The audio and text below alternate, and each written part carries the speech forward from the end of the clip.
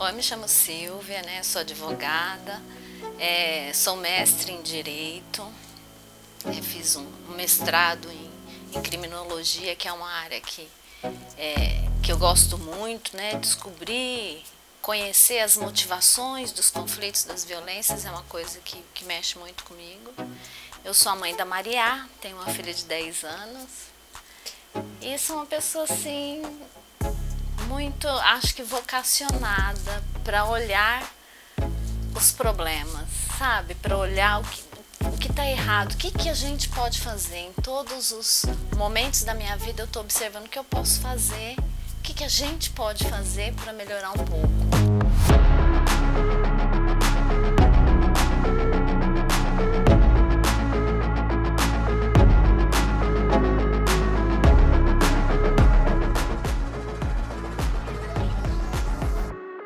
O núcleo da justiça restaurativa foi criado para atuar em casos onde tem conflitos e violências. Então não tem uma área específica. Nós é que atuamos, escolhemos atuar diante da necessidade, né, na violência doméstica, mas poderia ter sido na área da infância, em outras searas. Por quê?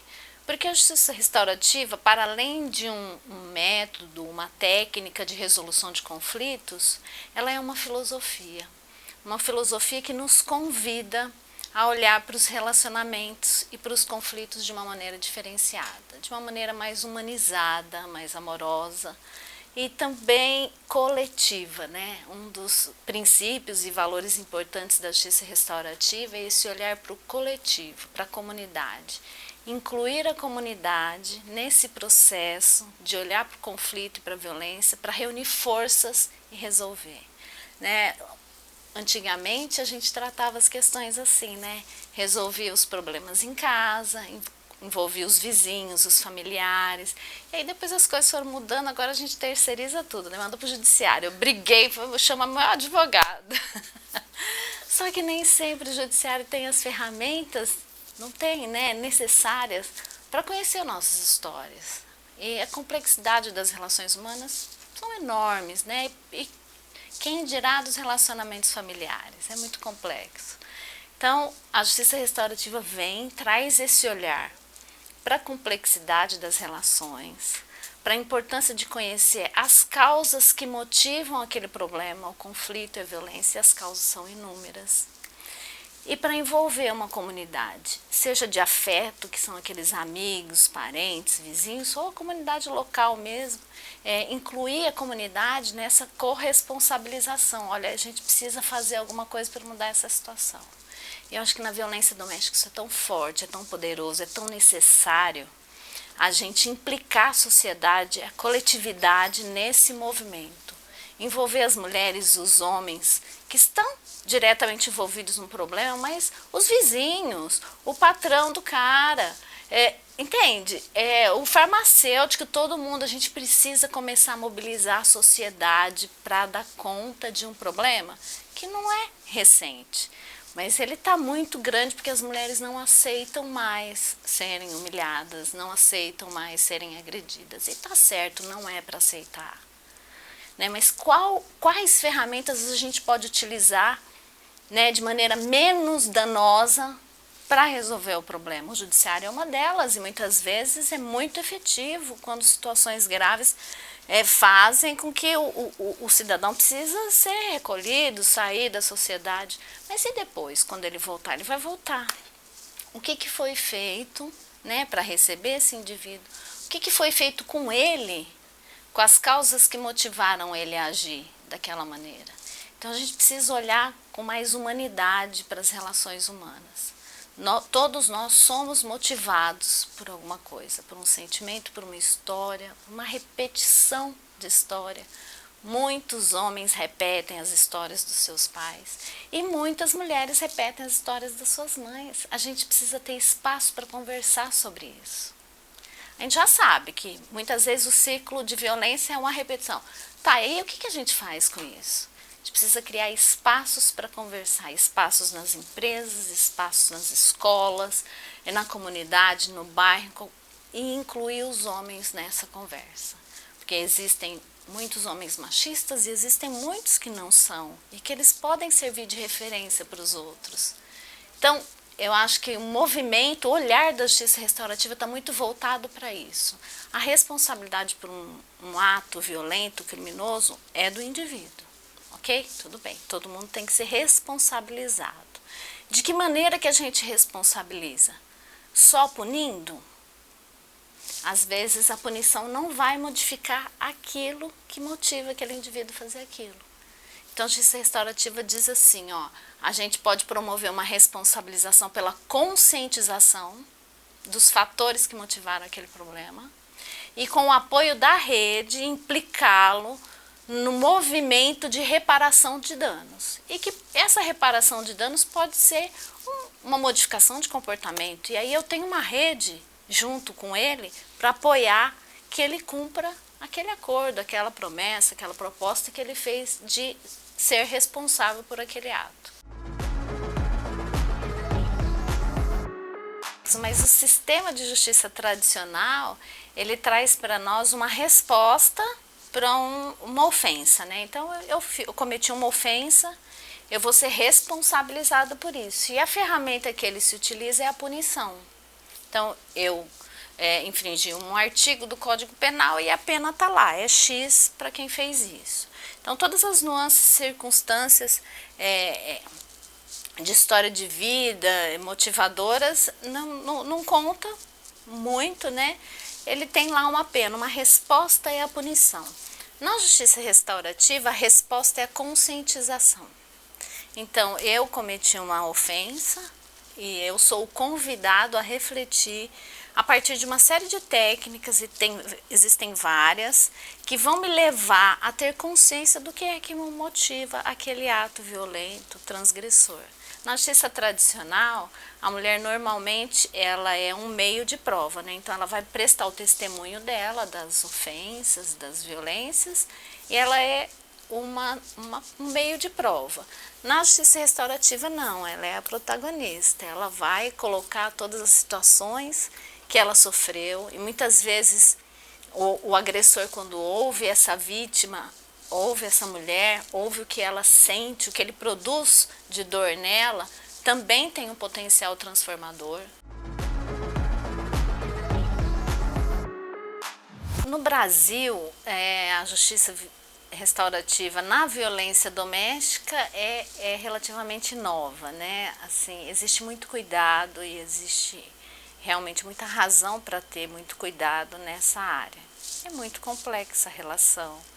Existem violências que ainda continuam acontecendo, e também todos os direitos que a mulher conquistou, né, com a Lei Maria da Penha vem aí da efetividade a esses direitos, e existe um receio muito grande de a justiça restaurativa vir passar um pano na cabeça do indivíduo, conversar, mediar conflitos, e a gente já conquistou muitos direitos importantes, inclusive de proteção às mulheres, que realmente não podem ser comprometidos, né? Nós temos aqui uma equipe formada e temos um compromisso muito sério de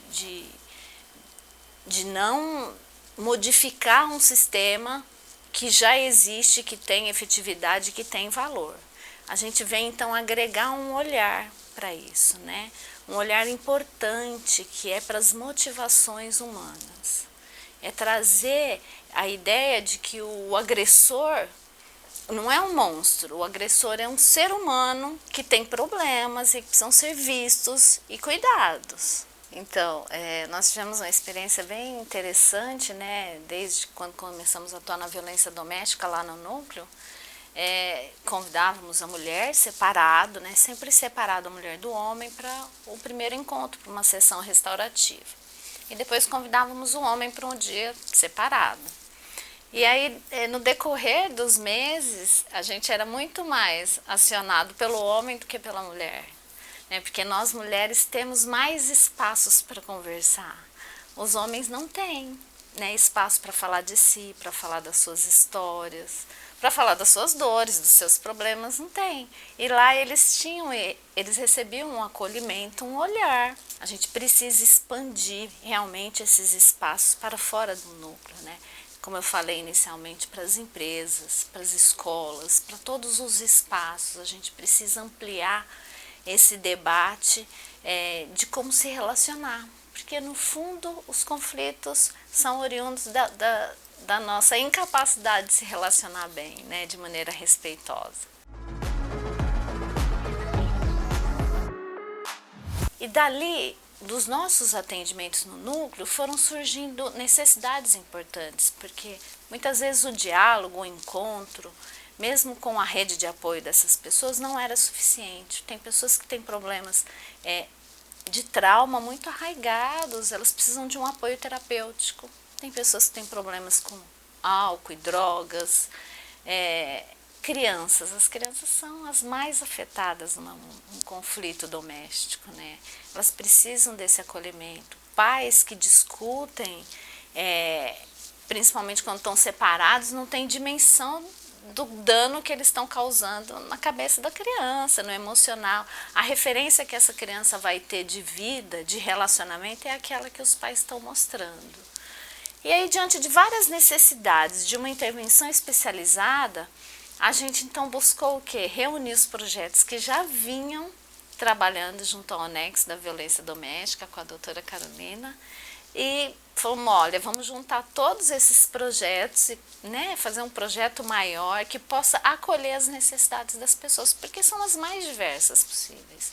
Então a gente reuniu vários projetos, né, especialidades, então temos arte terapeuta, o projeto Olhar, por exemplo, que trabalha com yoga para homens, né, comunicação não violenta.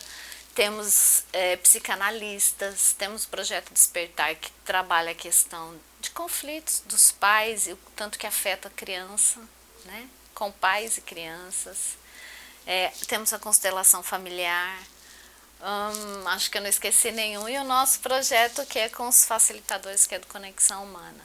Então, a gente está no movimento de expandir esse projeto, né, que tem o lindo nome de Amarelas, mas ela ama todos, eles também, porque, né, nós somos todos interligados.